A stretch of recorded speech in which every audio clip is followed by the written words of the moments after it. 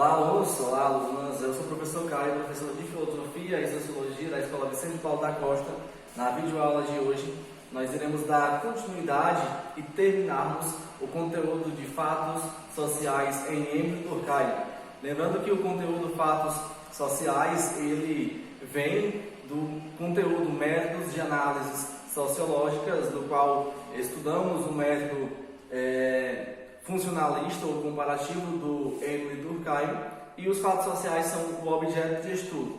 Na aula de hoje, nós iremos falar dos fatos sociais voltados para o processo social, no sentido de que vamos buscar entender o que gera a coesão social. Lembrando que coesão social é a normalidade das ações, a coerência, aquilo que é comum, aquilo que é natural, aquilo que é normal no nosso meio. Então, a coesão social, ela existe porque existe um processo social constante na sociedade.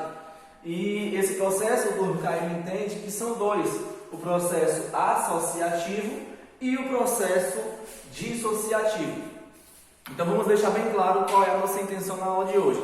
O Emile Durkheim, dentro do conteúdo fatos sociais, ele vai buscar entender, ele vai buscar mostrar como que existem processos sociais que geram a coesão social. Ou seja, você está na sua sala de aula, aquela sala de aula tem uma coerência, existem ações ali a serem feitas, posturas a serem tomadas.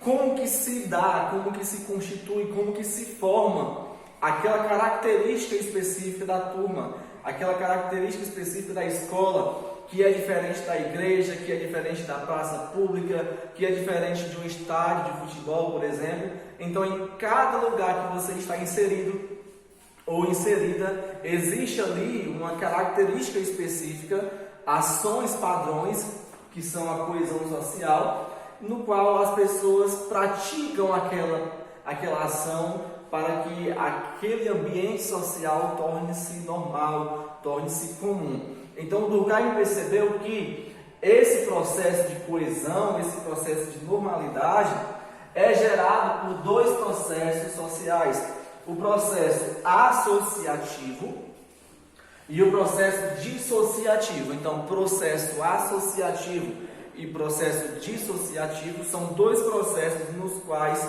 o Durkheim ele percebeu que são fundamentais para que as pessoas elas se adaptem, elas se acomodem, elas venham a estar inseridas na normalidade do seu meio, certo? Então vamos falar do processo social associativo, onde você associa, onde você reúne informações do meio em relação ao seu jeito de ser, e você se adapta, você se inclui naquele meio, você se coloca naquela forma de ser e de agir do ambiente em que você está. Então você associa as práticas. Dentro dessa associação, o Durkheim percebeu que há três processos distintos, há três dimensões distintas. O processo de número 1 é o processo de cooperação, de cooperar, de colaborar. Representa a interação entre pessoas que trabalham juntas para o mesmo fim. Você tem 40 alunos numa sala de aula, todos buscam o mesmo fim: aprender e estudar. Como todos estão no mesmo fim, existe ali a presença de uma associação daquelas práticas, havendo assim a coerência social, a boa convivência. O processo de número 2 é o processo de acomodação. Subordinação, obediência ao coletivo. Você está dentro de uma sala de aula, você precisa estar acomodado àquela sala de aula, você precisa obedecer os padrões daquela sala, você precisa estar subordinado àquele ambiente, você não pode tomar decisões próprias, quebrando a estrutura daquela turma, daquela sala, daquele ambiente. Você precisa estar subordinado, você precisa estar em meio às demandas, às regras, obedecer àquela estrutura social em questão. Então, se não houver essa acomodação, você pode até cooperar, você pode até contribuir, mas em dado momento você vai querer romper essa cooperação, você vai buscar ser você mesmo.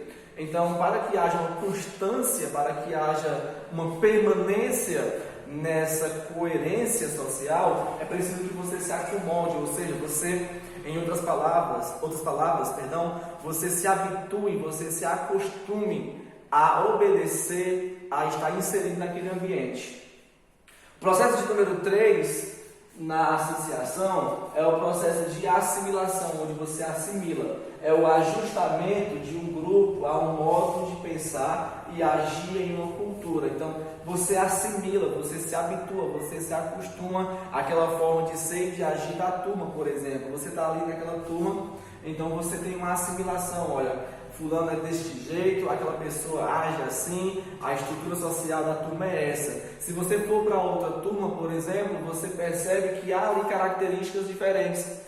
Então, as características da tua turma, da tua forma de ser, da tua forma de agir, da forma de ser dos teus colegas, é uma característica que você se acostuma, que você se habitua por assimilação. Você fica acostumado com aquela prática e se torna comum. Então, se tornando comum, aparece ali o conceito de coesão social, que é, repito, a normalidade, a coerência do ambiente que você está inserido. O processo social dissociativo. O processo social dissociativo vem de dissociar, ou seja, de espalhar, de ser diferente, de quebrar. Mas preste atenção, não é que o Durkheim esteja defendendo que você vá ser diferente na turma, mas o Durkheim entende que, em decorrência de ter vários indivíduos no meio social, pode haver alguns casos onde haja uma certa mudança de ambiente. Mas essa mudança de ambiente, ela vai ser uma mudança pela qual as pessoas vão se habituarem a essa nova mudança. Você está na sua turma, por exemplo, e essa turma ela está constante, mas às vezes, por alguns motivos, existem novas situações para se adaptarem. Então, essa nova situação que apareceu, gerada por algum indivíduo, você vai se associar, você vai se adaptar. E essa assimilação, ela é uma assimilação dissociativa. Você vai perceber que houve uma mudança, houve uma quebra no modo de ser, mas você vai se adaptar a essa nova mudança. E essa nova mudança, ela pode ocorrer, ela pode ser gerada, segundo Durkheim, através de duas formas. Através da competição. Por exemplo, você tem na sala de aula, é um exemplo muito bom, eu estou sempre repetindo esse exemplo porque é muito bom. Você tem alunos que querem se destacar, por exemplo. Então, o aluno quer tirar a nota melhor que o outro. Então, há uma competição. Mas aquela competição não vai fazer com que a sala quebre a sua coesão social. Aquela competição não vai fazer com que os alunos entrem em conflito, por exemplo. Não vai fazer. É apenas uma nova característica do ambiente em que você está. Então, a competição ela existe em qualquer ambiente social. E ela é um tipo de processo social dissociativo. Ela é diferente, mas ela é também adaptável. Você pode também estar incluso nessa competição e ela ser uma competição saudável e que permaneça havendo a coesão social. Então, não é porque ela é dissociativa que ela quebra a coesão social, não. Ela acaba aqui fundamentando a coesão social. Competição, quando um grupo busca um lugar social mais elevado, agindo contra o outro. Então, essa ação contra o outro, repito, não é uma ação que vá derrubar o outro e nem quebrar a coesão social. É uma ação de identidade própria, onde alguém quer se destacar, mas esse destaque não pode quebrar a coesão social. Tem que ser um tipo de destaque dentro da estrutura social. E essa competição, essa ação contra o outro, ela acaba aqui sendo saudável, ela acaba aqui sendo aceitável dentro da estrutura social. O conflito. Dentro de uma sala de aula pode haver conflito, certo? Quando a competição assume uma característica de grande tensão social. Então, há um aspecto mais ríspido, até mesmo no sentido de competitividade mais agressiva, digamos assim, mas de forma que não venha a romper a estrutura social. Lembrando que esses processos sociais, o processo social associativo e o processo social dissociativo, eles têm por objetivo gerar coesão social, o que gera a normalidade das ações. Então você está acostumado, você está habituado a um conflito dentro de uma sala de aula. Às vezes os alunos se desentendem, às vezes você não concorda com alguma coisa, às vezes seu colega se chateia com algo, mas não é por isso que vai haver um conflito de agressão física ou vai ser necessário uma modificação radical na estrutura da turma, certo? Apenas é uma situação que acontece e que você se adapta àquela nova ação, àquela nova conduta e faz com que você esteja inserido aí numa normalidade, numa coesão social.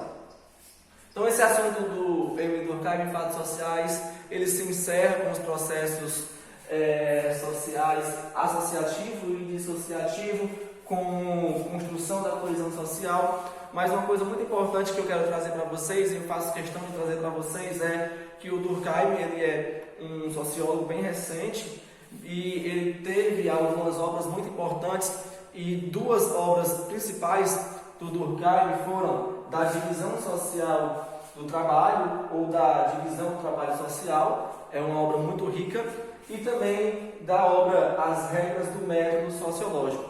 É dentro dessa obra, As Regras do Método Sociológico, que está esse conteúdo que eu estou trazendo para vocês até o momento, que são métodos de análise sociológicas e também o objeto de estudo da sociologia de Durkheim, que são os fatos sociais. Um abraço para todos vocês, foco nos estudos.